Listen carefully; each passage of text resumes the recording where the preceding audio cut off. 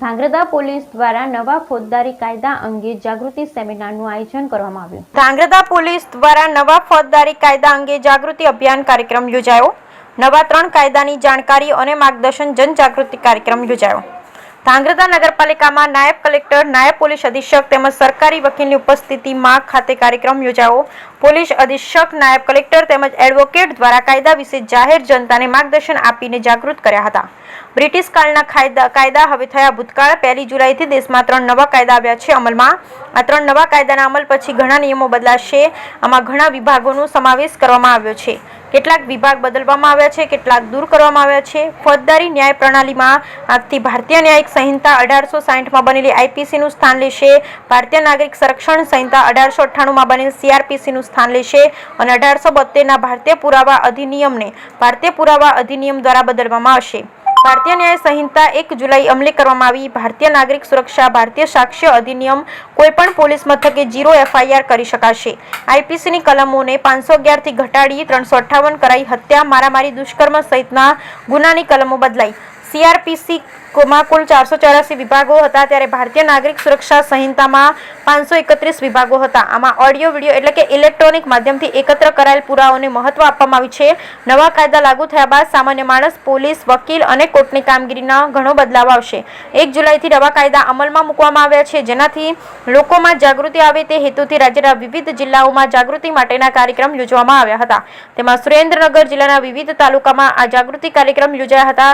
ધાંગ્રધા નગરપાલિકા ખાતે તેમજ શહેરની અન્ય સમાજની વાડીમાં નાયબ કલેક્ટર તેમજ નાયબ પોલીસ અધિક્ષક અને સરકારી વકીલની ઉપસ્થિતિમાં યોજાયા હતા. નવા ફોજદારી કાયદા અંગે જાગૃતિ લાવવા કાર્યક્રમ યોજવામાં આવેલ. કાર્યક્રમમાં નગરપાલિકા પ્રમુખ તેમજ શહેરીજનો, વકીલો સહિત ગ્રામજનો ઉપસ્થિત રહ્યા. Bureau report, Hitesh Rajpara, Dhrangadhra.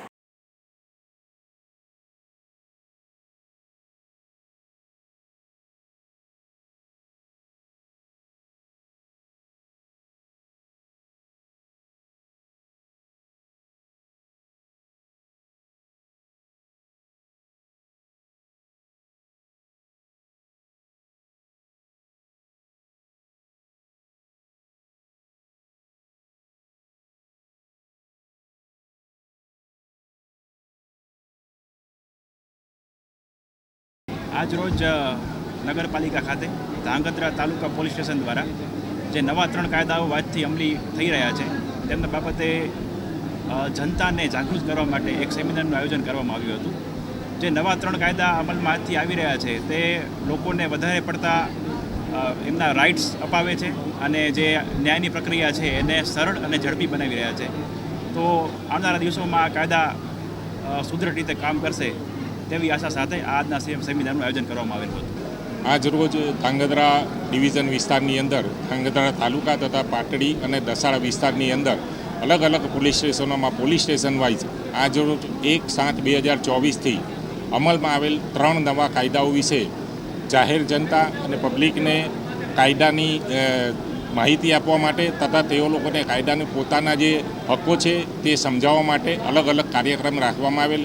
એ કાર્યક્રમ નિમિત્તે અત્યારે એક કાર્યક્રમ ધાંગધ્રા નગરપાલિકા ખાતે રાખવામાં આવેલ, જેમાં એસડીએમ સાહેબ શ્રી હાજર રહેલ તથા સરકારી વકીલશ્રીઓ તથા અન્ય મહાનુભાવો સામેલ રહેલ અને તેઓને નવા કાયદાની જાણકારી આપેલ છે.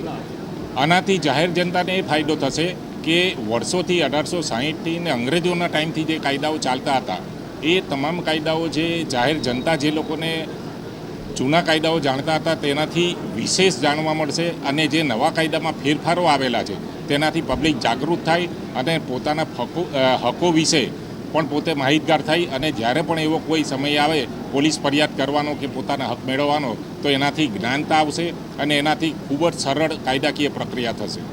આજે જે નવા કાયદા સુધારા મુજબ આજે 1 જુલાઈના રોજ જે નવા કાયદા 3 ઘડવામાં આવેલા છે, જે ખરેખર જૂના કાયદાઓ જે 1860ના આઈપીસી, સીઆરપીસી, એવિડન્સ એ 3 કાયદાઓમાં નવા કાયદા ઘડી અને જેમાં જે સમય મર્યાદા હતી એ સમય મર્યાદા ઘટાડવામાં આવેલી છે.